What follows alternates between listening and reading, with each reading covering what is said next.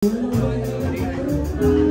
birthday! Thank you. How does it feel to be legally 21? Wow. Actually, probably like 5 hours ago, I kind of forgot it was my birthday. Parang ganun. 21, it's been a ride. It's been a journey talaga. But I'm so happy to see everyone that's here. Other people that I love. Right. Parang ikaw ba yung tipo nag-celebrate ng mga ganitong big celebrations? Or you wanted na...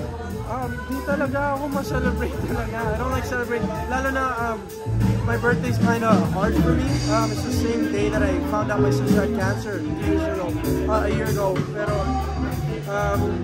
other than that, I never really wanted to celebrate my birthday. I was never really a big celebrator. Pero, pinaramdam sa akin ng mga kasama ko na kailangan ko i-celebrate yung 21. Pinaramdam sa akin yung pagmamahal nila. Basta masaya ako eh. Where did you find the courage to... Sige na nga, labanan ko na tong loneliness na to. Sabi ko, one time, big time na ako, 21 na eh. It's a big number, I guess. It's a big jump in my life.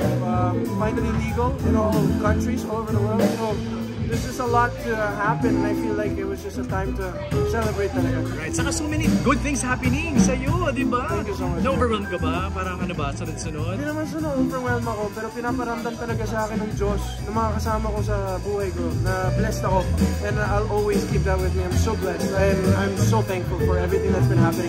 Lalo na this year because last year was one of the hardest years of my life eh. So this is such a big 360 jump for me and I'm so happy.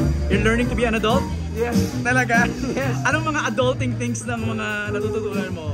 Paying your own bills, mga ganyan-ganyan? Oo, yes. Nandun na ako sa paying my own bills. May mga pangarap na din ako. Siyempre, investing.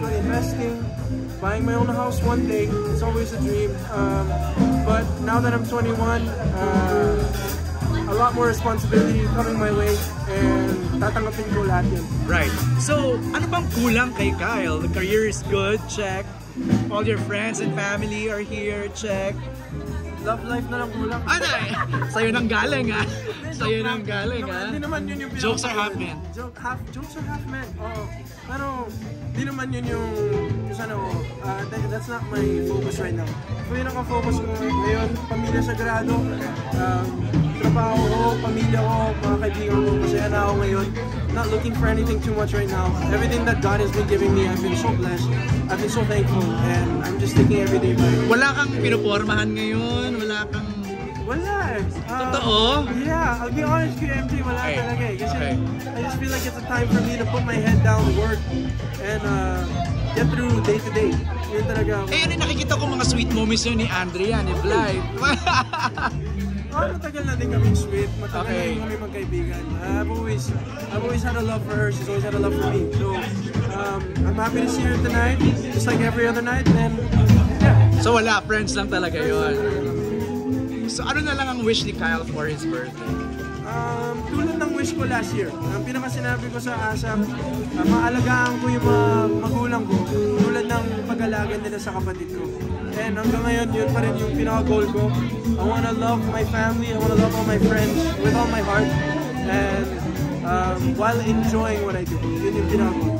Alright!